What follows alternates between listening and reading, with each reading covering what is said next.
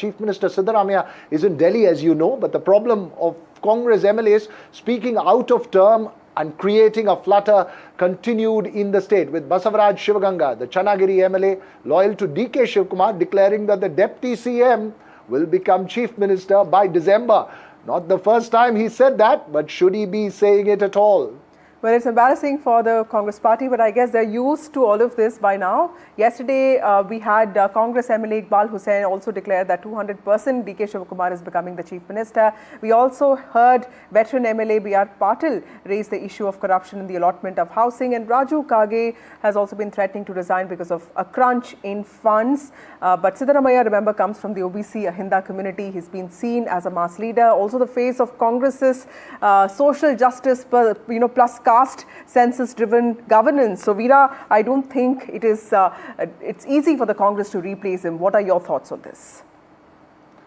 Well, not much, but just let's listen in to the MLA who made the comment before we get into a further conversation on this issue and his Delhi trip, Vasudha. ಹಣೆ ಬರೆದಾಗ ಏನು ಬರೆದಿದೆ ಗೊತ್ತಿಲ್ಲ. ಅವ್ರು December ನಂತರ ಮಾತಾಡೋದು ಉಳ್ಕಿದ್ದೆಲ್ಲ ಅದಾಗಲಿ. First ನಮ್ಮ ಸಾಹೇಬ್ರು ಆಗ್ಬಿಟ್ರೆ ನಾನು ಅದಂಗೆ ಡಿಸೆಂಬರ್ ನಂತರ ಮಾತಾಡ್ತೀನಿ. It's a tough question that you raised, Vasudha. It's a question that's been doing the rounds ever since this combination was made to work. One of the reasons is that pretty much the answer is that he remains still perhaps a tough face to replace for the Congress. But remember, every time he or DK Shivakumar comes to Delhi, there are often MLAs in Karnataka who tend to make noise about one issue or the other. I believe Deepak Bopanna also joins us. But first, Vasudha, you had a meeting with Siddaramaiah earlier in the day today.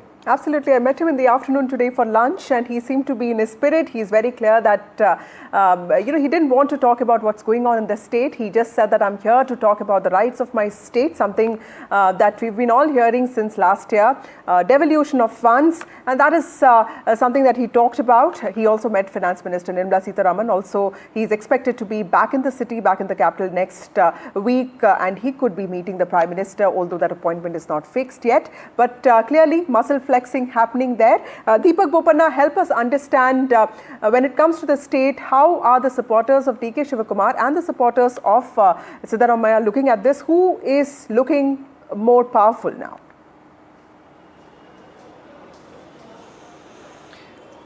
Well, it does look balanced, and more importantly, now for Mr. DK Shivakumar, he will go back to the drawing board and say, well, we had a conversation. I was the KPCC chief. I, changed the fortunes for the party in 2023.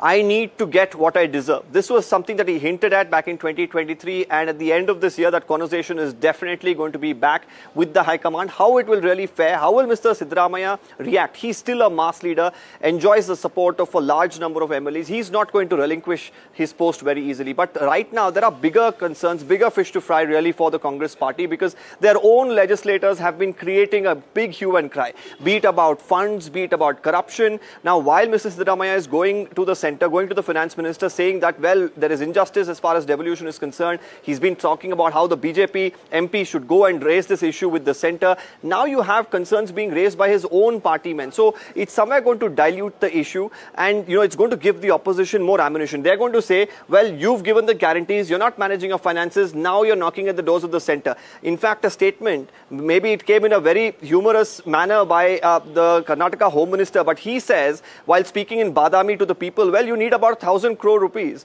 This is for the holistic development of the city of Badami, but don't come to the state. Go to the center with this request. Again, an indicator that there is a shortage, a dearth of funds as far as, the state is concerned. Now this tug-of-war that's going to happen over tax devolution is going to play out politically here in Karnataka as well. While all of this, the Congress High Command has to deal with a probable change, if any, or at least the demands that are going to come in from the legislators in themselves. Right, interesting that you put all those points. But Vasudha, remember, never a dull moment, as I keep saying in Karnataka politics. The jostling may continue, but I guess overall, everyone wants to let the status quo play out. Any upset of that equation could have repercussions far beyond one's imagination. Absolutely, Veera. That's exactly what the Congress leadership also seems to be thinking. I was speaking to sources in the Congress party, and they are very clear that they don't want to ruffle feathers right now, which is why it looks like Siddaramaiah could continue. But of course, October, November is when we are expecting a lot of action. And like you said, the Nataka in Karnataka never ceases to amaze us.